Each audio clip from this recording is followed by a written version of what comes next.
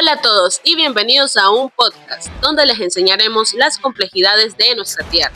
Hoy tenemos un episodio fascinante porque vamos a viajar en el tiempo para entender cómo las decisiones económicas, los cambios demográficos y la evolución de la educación han moldeado el Ecuador que conocemos. Para ello, me acompañan dos mentes brillantes. Bienvenidas. Un gusto estar aquí, Estefan. Siempre es un placer debatir sobre la historia económica de nuestro país. Gracias por la invitación. Creo que es crucial conectar el pasado con nuestro presente, especialmente en temas sociales y educativos. Totalmente de acuerdo. Empecemos por los años 70 y 80, una época clave según nuestros documentos. Keila, ¿qué pasó con la economía ecuatoriana en ese periodo? Se menciona mucho el auge petrolero, pero ¿qué impacto real tuvo? Mira, Stephanie, los 70 fueron una moneda de dos caras. Por un lado, el boom petrolero inyectó una cantidad enorme de recursos al país. Se implementaron políticas de industrialización, se fortaleció el papel del Estado. El documento Análisis del modelo económico y social ecuatoriano de Francisco Guerra que tenemos aquí resalta cómo se buscó un modelo hacia adentro con la idea de sustituir importancias. ¿Y cómo se vio en el día a día? Se tradujo en una mayor intervención estatal en la economía. Por ejemplo, el crédito agrícola subió significativamente del 15% al 25% hasta el 30% de la producción agrícola a fines de los 70. Sin embargo, hay un dato curioso. A pesar de esa inyección de crédito, el crecimiento del sector agrícola entre 1972 y 1982 fue bastante decepcionante, solo un 2.7% anual, que esto nos lleva a pensar en la eficiencia de esas políticas. ¿No crees, Ninel? Exacto, Keila. Esa es la otra cara de la moneda que mencionabas.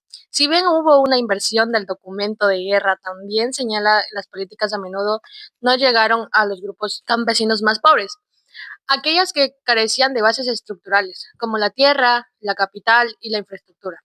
No pudieron aprovechar los recursos de Estado destinados al sector. Es decir, las políticas no siempre estaban aterrizadas a las realidades de quienes más las necesitaban, generando desigualdades. Qué interesante. Entonces, podemos decir que a pesar de la bonanza petrolera, ya se sembraban las semillas de ciertas problemáticas sociales. Hablando de población, los documentos también tocan el tema de la transición demográfica.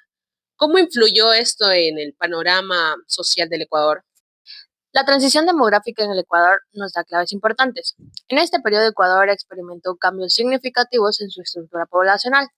Pasamos de tasas de natalidad y mortalidad muy altas a una disminución progresiva de la mortalidad, lo que llevó a un crecimiento demográfico importante.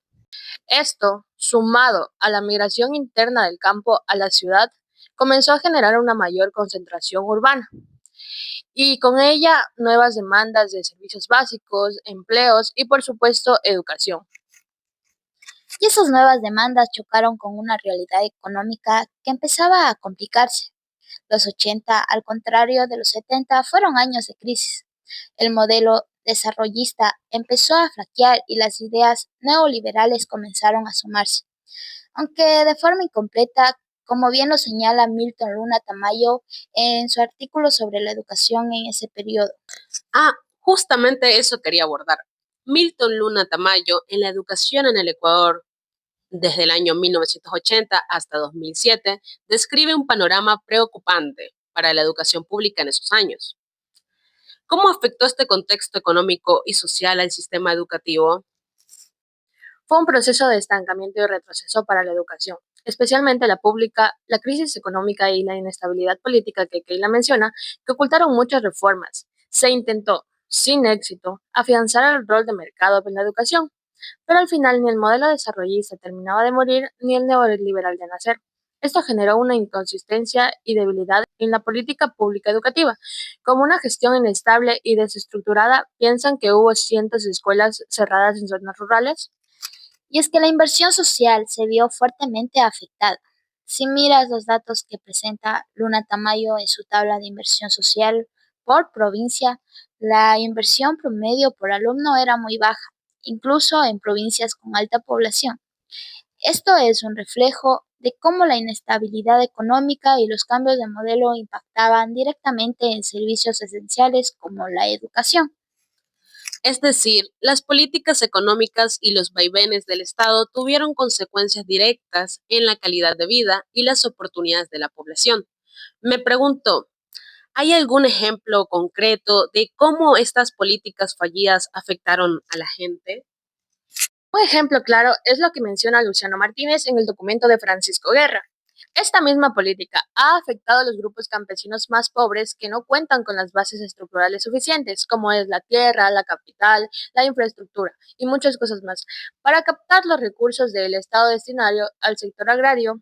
Esto muestra mucho que las buenas intenciones de las políticas no siempre se traducen en beneficios para los más vulnerables, sino se consideraban a las realidades estructurales.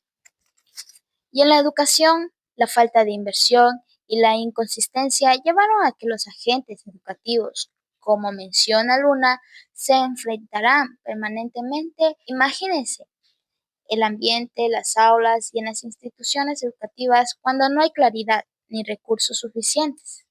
Es una imagen desoladora, la verdad. Recapitulando, vemos cómo el auge petrolero en los 70, si bien inyectó capital, no logró un desarrollo homogéneo y sentó las bases para los problemas de desigualdad.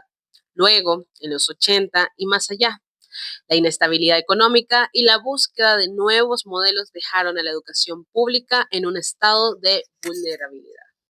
Es fundamental entender que estos procesos no son aislados. La demografía, la economía y la educación están interconectadas. Un crecimiento poblacional sin que la infraestructura educativa y adecuada o sin oportunidades económicas sostenibles genera ciclos de paridad. Precisamente, estos documentos nos invitan a una reflexión profunda sobre cómo se diseñan e implementan las políticas públicas. No basta con la inversión, se necesita una visión integral que considere las particularidades de cada sector y de cada grupo social. Absolutamente, hemos cubierto mucho terreno hoy. Les agradezco enormemente a Keila y a Ninel por iluminarnos con sus perspectivas.